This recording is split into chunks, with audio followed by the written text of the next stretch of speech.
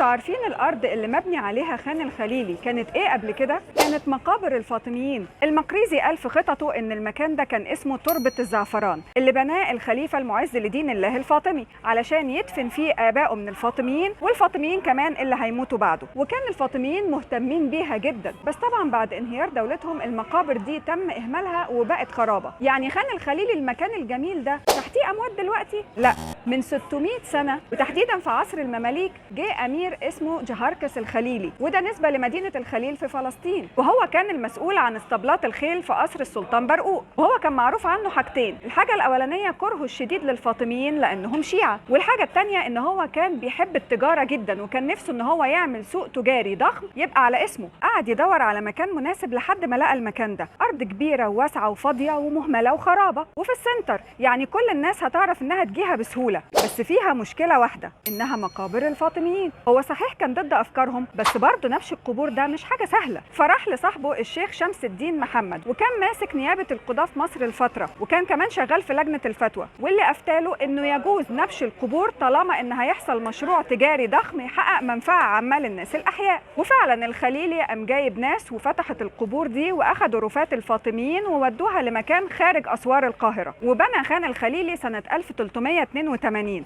خان يعني سوق، والخليلي نسبة لاسمه. والمقريزي قال انه كسب من الخان ده مكاسب كبيرة جدا، لدرجة ان هو كان بيخصص جزء من المكاسب دي يوزعها على الفقراء والمحتاجين في مكة المكرمة. لكن المقريزي قال ان نهاية جهاركس كانت نهاية مأساوية جدا. في مرة السلطان برقوق طلب من جهاركس الخليلي انه يروح الشام في معركة يحارب فيها بعض المتمردين على حكم المماليك، لكن جهاركس اتعرض للخيانة في المعركة دي فانهزم واتقتل، واترمت جثته في الصحراء نبشتها الحيوانات الضالة. الغريب بقى في الموضوع ان جهاركس الخليلي كان عامل ليه كذا قبر بين الشام ومصر عشان لو مات في اي حتة في الطريق ده يدفن فيها. لكن شوف بقى مشيئة ربنا ان هو يموت في الصحراء لوحده ومحدش يعرف له قبر.